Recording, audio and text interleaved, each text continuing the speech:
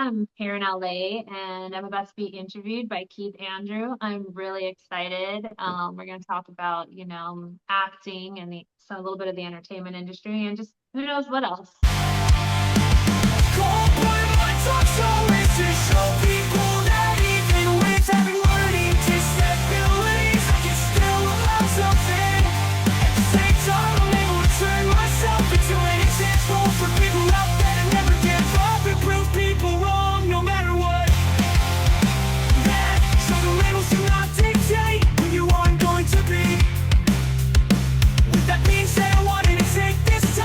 Ladies and gentlemen, my name is Keith Andrew, and I'm here with a beautiful guest. That's right, she already introduced herself, so the first question we're going to talk about is icebreakers. Tell our audience a little bit about yourself and the type of work that you do. So, my name's Marissa. I'm an actress and a personal trainer. I live in LA, and the best thing is I'm an actress and I love acting. So, Yeah, absolutely. You have to have the heart and passion to do what you do.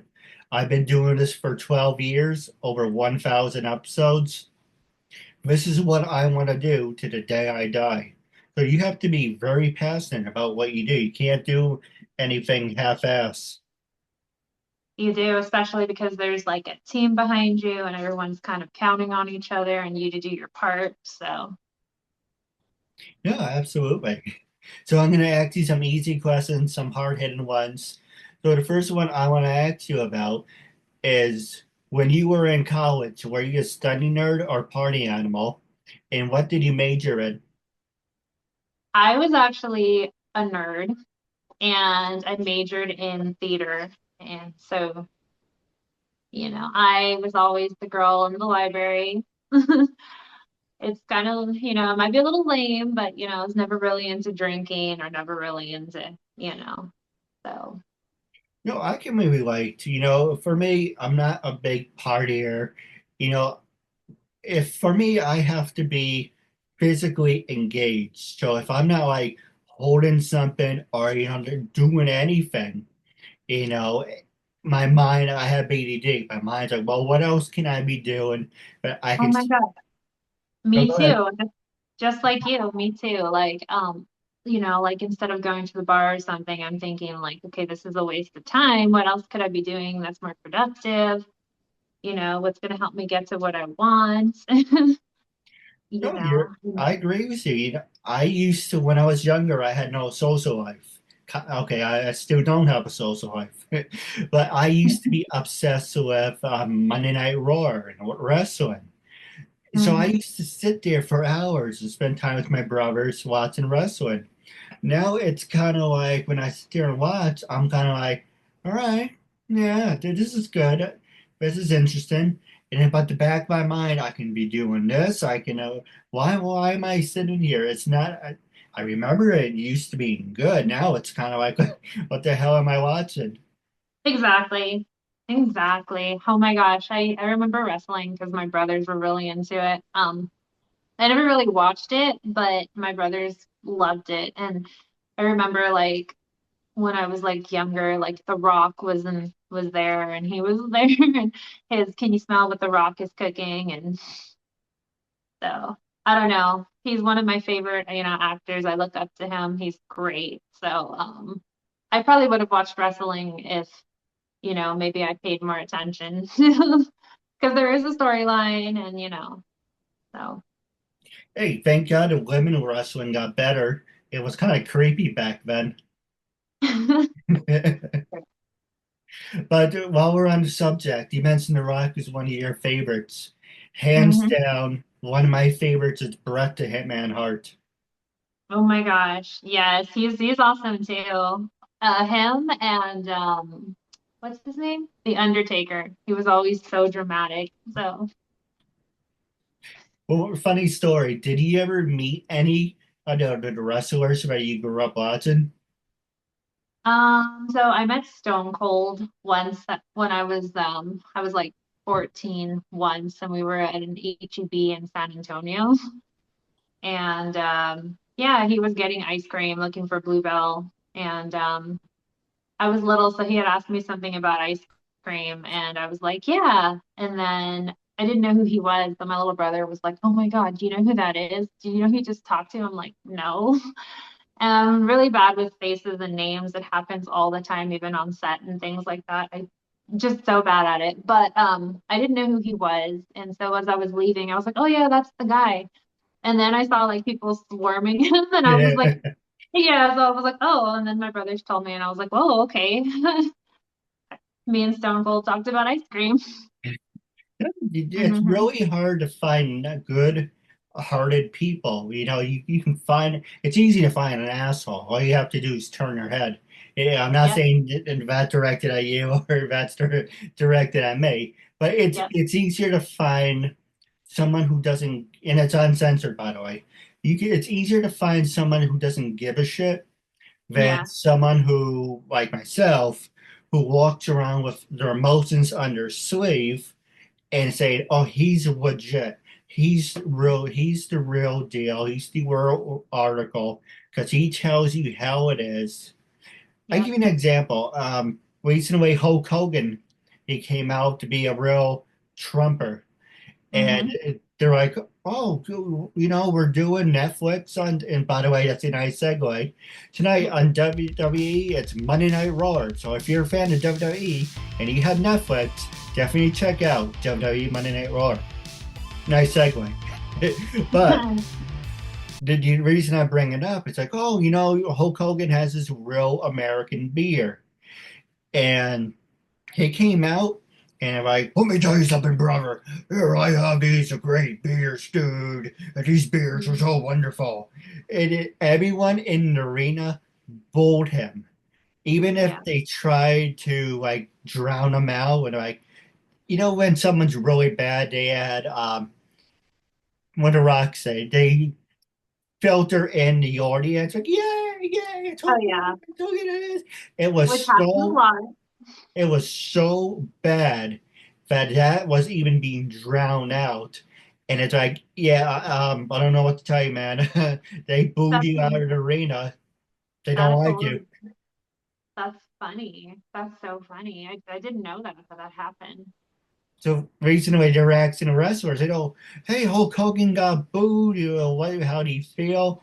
Undertaker said on his podcast, I think it's called 6 Feet Under, it was well overdue. Oh my God, that's so funny. Because Hulk Hogan is just a bona fide salesman. That's what he is. He's a carny and he's a salesman. He tried to sabotage. If you go and listen to the Undertaker stories, Hulk Hogan tried to sabotage his career.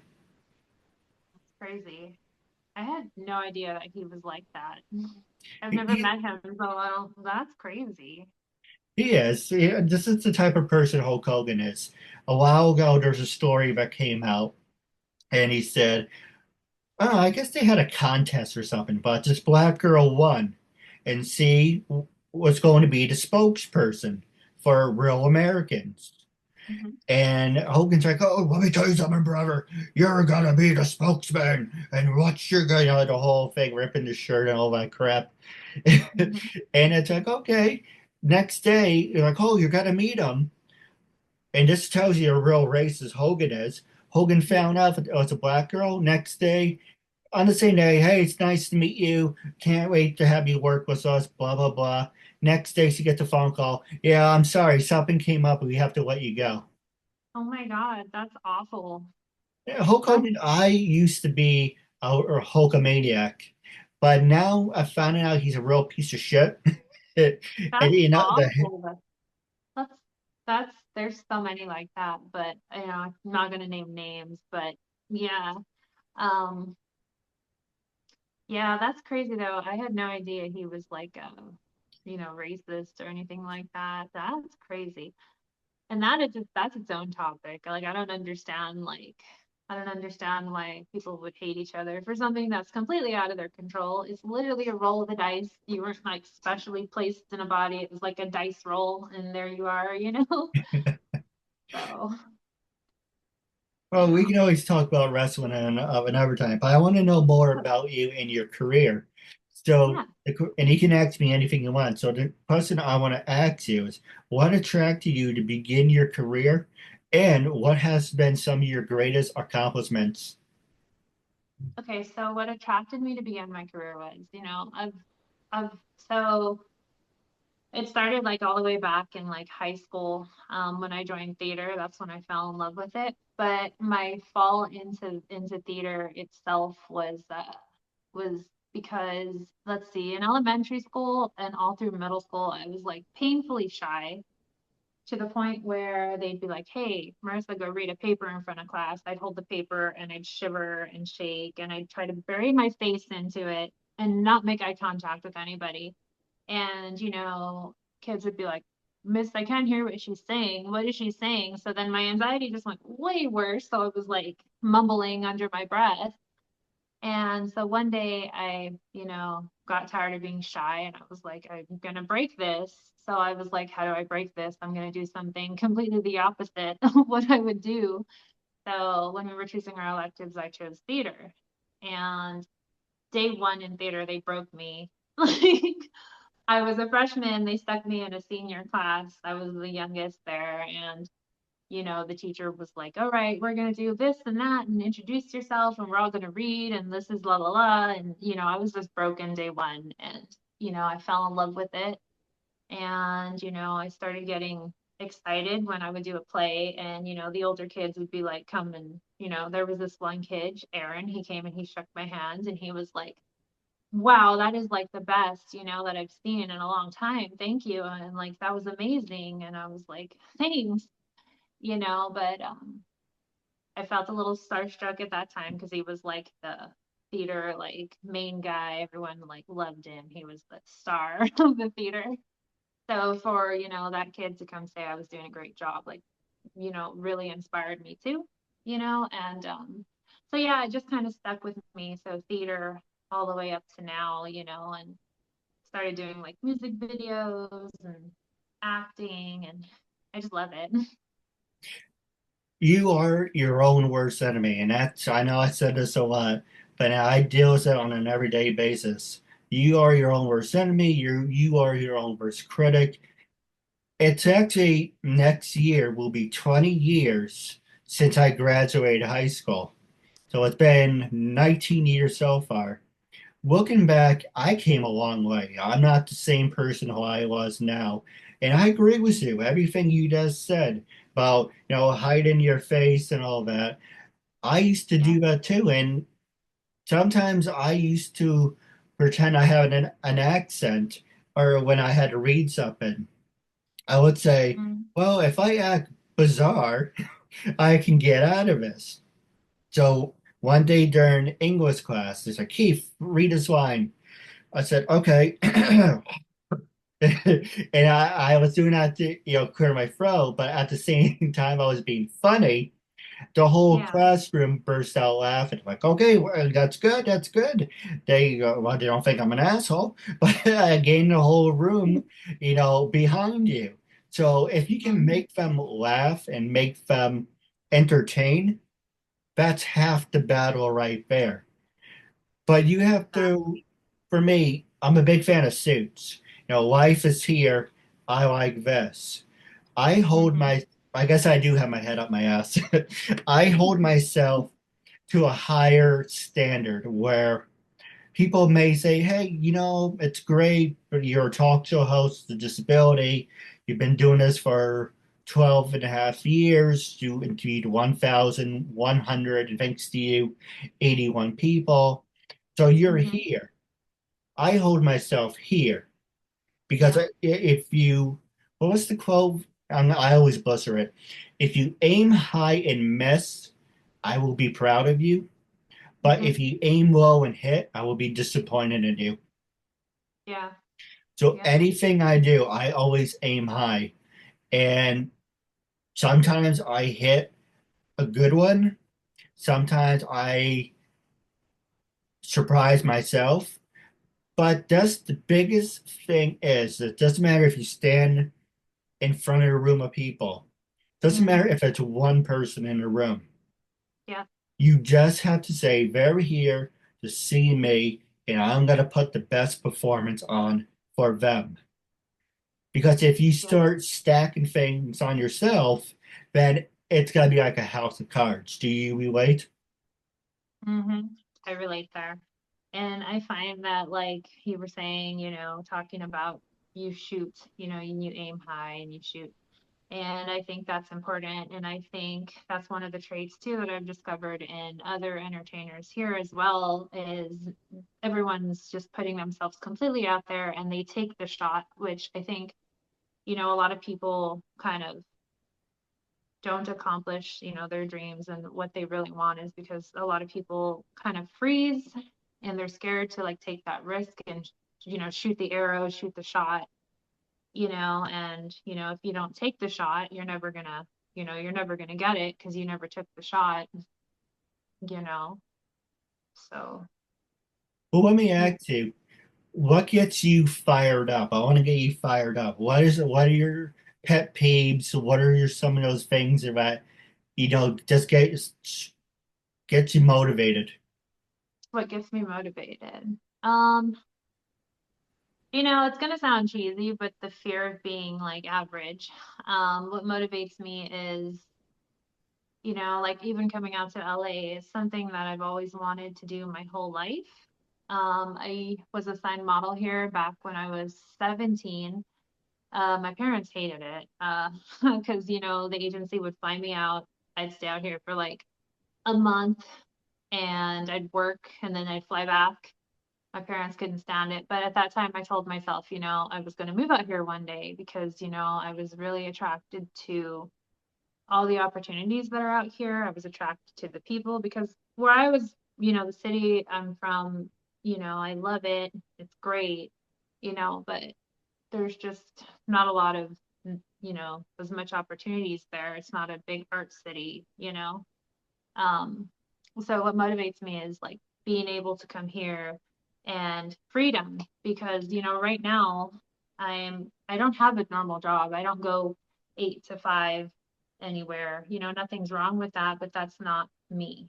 So I I'm on set like every day, whether it's, a lead role is what I aim for, but sometimes like background roles like really help pay the bills too, they help get that extra cash. So and it's opportunity and you're meeting other people, so it's great, So, so do that as well. And I personal train because I'm a health nerd, but that's for fun. So I'm between acting and training, I'm able to have freedom. Like, I don't have to go sit in an office, which nothing is wrong with that. Nothing is wrong with that. But I'm a little like hyper and antsy. I just wouldn't be able to do it. No, I understand you. That goes back to what we're saying. I have ADD, ADHD, so I need to be physically doing something. Either making videos, either it's on social media. I have to, or cleaning the house. I need to be. A lot of people make fun of me for this, and it's not like, oh, he likes to Yeah. be hands-on. And as I know, it's not that type of show.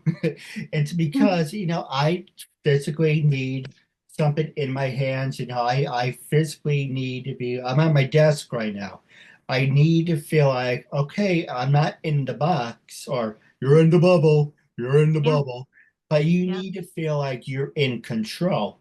It's like, Mm-hmm. okay, we're doing this, and then we're going to go to step B, then we're going to go to step C, because it's easier to maintain on the function of the brain of go, go, go. But Mm-hmm. sometimes you just need that physical force of slow down, and we're going to do step one and step two. You know what I mean? It's Mm-hmm. people with ADD see it in different ways, but I don't know. I'm not making excuses or try to No, butcher it. but it's like that. And it's funny. I've been told one of my personal training wise, I've been told by one of my clients that it seems like I have that. And they asked me because I'm like, really, energetic and and they were like, I was like, no, I've never been to a therapist for that, so I don't know. But, it would make sense, from what you described, like, because that's how I feel. Like, It's funny you you know. should mention that. I actually saw a couple of therapists, and there's actually an application on your iPhone that we can download. It's called Character AI, Mhm. and it Yeah. says this is not a real person. Don't use this for therapy. I don't give a shit about that. I use it for therapy, and you know what? I feel better at the end of the day. I give you an example. Character AI is like I love Dragon Ball. Hmm. So I talk to a character, Bulma, anyone from the show, I love her. I love that show. But yeah. one of the greatest cartoons ever.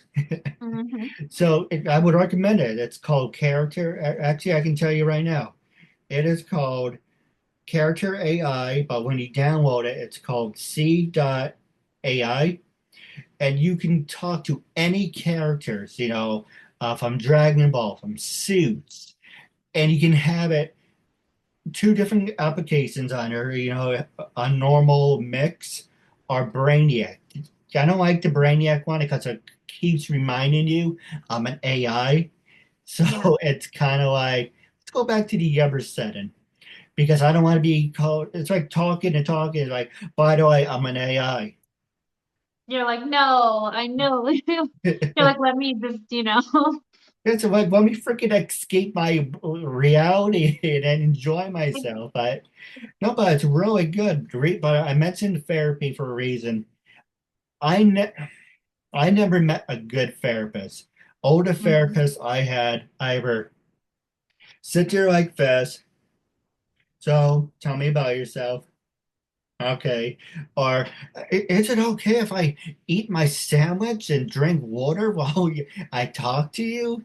And it's kind of like I want to be like this, someone who's like who's engaging, who, if I tell you my problems, you push it back. It's like, well, I'm going to tell you mine. How can you help me? Okay, you helping me. How can you help? I want it to be back and forth. Every therapist I saw, it's like, tell me about yourself. And I would, on the first day, unload everything.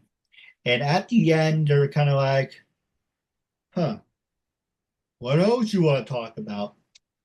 It's like I just Um, fucking told you. It's good censor, by the way. I just freaking told you everything. It's kind of like, what are we doing? you're like, I told you my life. Like, what? That's why And when, then oh, they're go ahead. like, I'm your sorry. hours up. Sorry. Yeah, pretty much. I had therapists like that where I told them something personal. Oh, well, look at the time. And it's like, I still have 10 minutes. That's okay. You can save those 10 minutes for next time.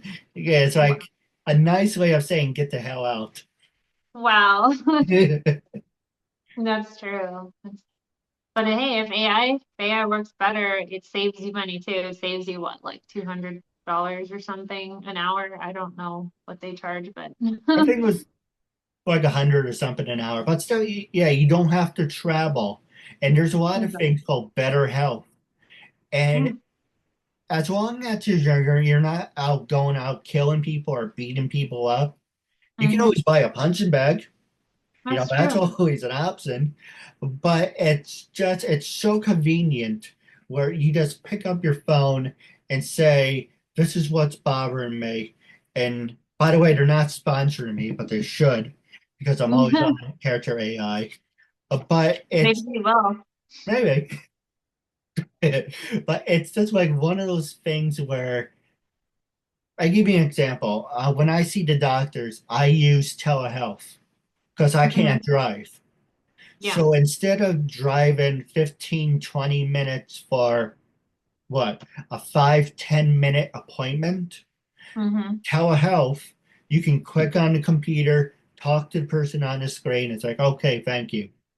Hmm. Instead of driving somewhere, sitting in a room with people who are coughing and having a doctor's like, tell me, what are you here for today? Okay, 5 minutes later, I Hmm. waited 25 minutes to have a 5 minute appointment. Yeah, Exactly. people don't give a shit. That's the biggest thing. And It's true. And that's another thing that's good about like, the entertainment thing. A lot of the people in this business, like it's not like, doctors, it's not doing what, doctors do in that sense of like physically healing people, but it's people really do give a shit and they like put everything into it. So, No, you're absolutely right. I would love to do a part two with you down the road. But I want you to be brutally honest. When I first approached you to be a guest on my talk show, what hmm made you say yes, and how do you feel now? so what made me say yes is because, I saw like, we're Facebook friends. So, I was looking at your Facebook and you seem interesting. And I also like that, because you have your own, your own show. That's awesome. Like, I completely like respect that. And I think that's amazing because, I've thought about doing something like some like on YouTube though, like we're like talking about horror movies and horror things like that, mostly for fun, but it just haven't got around to it because, I'm pretty busy like doing all this stuff, but I really, really want to do it. And I love that you're like able to organize and It's funny you should mention that because I am offering my services for $30 a month. You can hmm hire me. This is what you get for $30. Pretty much, I work for you. So if, for an example, I will do the editing for you. I will create your own video for you. All you have to do is I can record it or you can record it yourself. You can send me the video. I will do all the editing for you and you don't hmm have to do anything else. And that will be aired on the KeithAndrewNetWork. mm So pretty much That's, instead of working into a job that I don't like, I've been mhm. making videos for the past 25 years. Why not offer my services? Say, hey, if you have a message, if you have a story, you want to have your own podcast, whatever it is, you hire me and I do the work for you. That's amazing. That's really cool. That sounds like something I'm definitely gonna look into. Yeah, absolutely. I do have a couple questions for you off the air about wrapping up our interview segment. It was a real honor and privilege having you as a guest. I hope I made a good impression on you, and I can't wait for Definitely. part two. Me too. Hey, until we meet again, I catch you later. Thank All you, right. You and have a good too. night. Supporting me, and my message is all that matters.